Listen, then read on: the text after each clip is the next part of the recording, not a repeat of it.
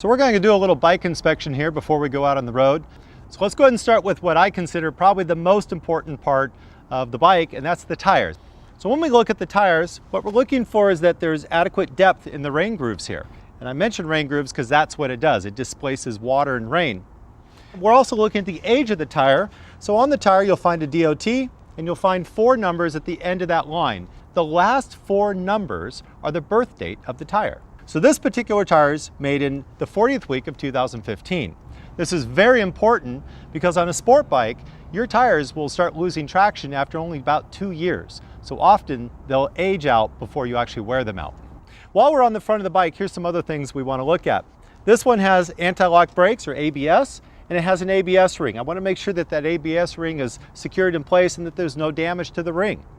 The sensor doesn't have any damage to the lines of the wires here. So there's no fluid leaking, our hoses aren't cracked, and that our brake pads are in good shape.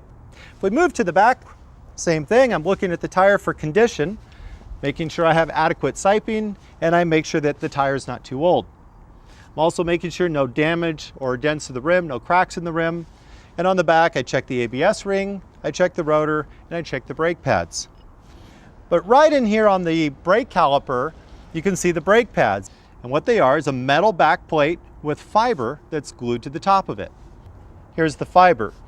Since this is a new bike, it's very easy to see. These are brand new pads on the bike. If they wear down and they touch metal, you're not going to be stopping very fast. So this is a good thing to be checking.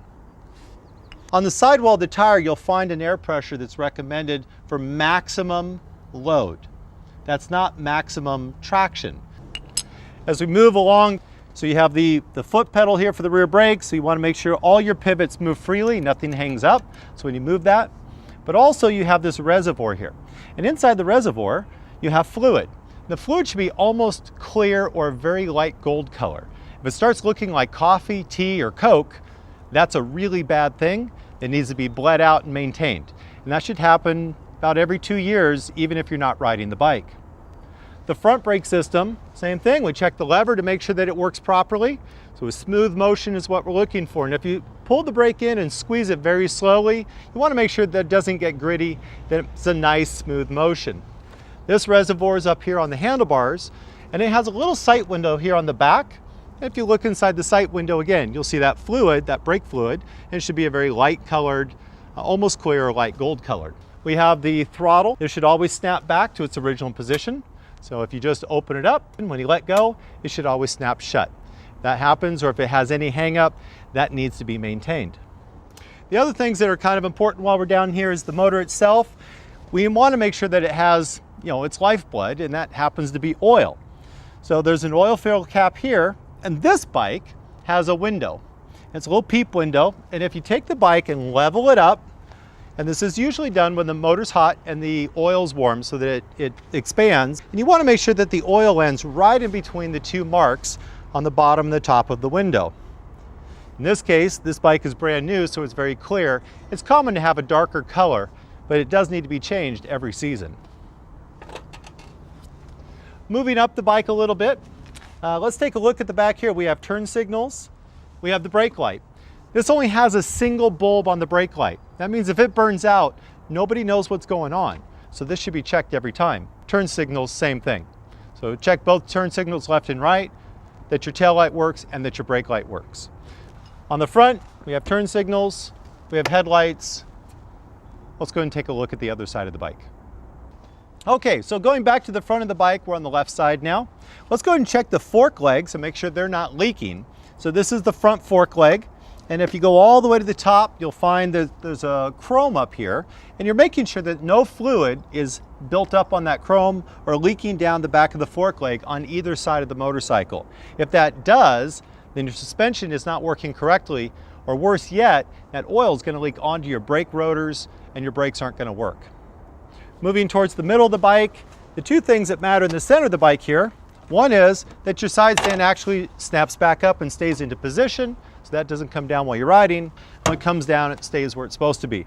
On this side, you just have your shifter for shifting up and down. Make sure that it's moving clean, that there's no hang up on it. Also, these are adjustable, so you can raise or lower the height so it fits you as a rider. That gives you better control of the bike. Moving to the back of the bike, Here's probably the second most thing that's neglected besides tires is the chain. And what you're looking for in the chain is if you grab the very back of the chain here and you pull, it doesn't come off of the back sprocket. If it has movement, then the chain is worn, needs replacement. Most of the modern bikes have what's called an O-ring chain. Many people believe that an O-ring chain means no maintenance. This is what an O-ring chain looks like off the bike. There's an outer plate, an inner link, and in between those is a little black spot, and that's an O-ring that holds fluid inside the chain. Many riders don't lubricate them, they dry out, and then the chains fail. Or worse yet, they keep spraying new lubricant onto it, and then they just keep trapping all the goop inside. So make sure that that keeps clean, that you adjust this. This should be done about every 500 miles. You're also looking for tension on the chain. It should have some slack in it. Each motorcycle has a little different rating.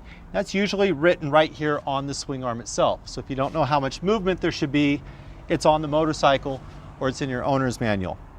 That adjustment's done back here at the axle.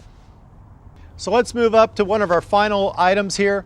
This is the clutch. This one is a cable. You can tell there's a cable comes into it. You'll know if it's a hydraulic like the brake because they'll have a reservoir just like the brake on this side.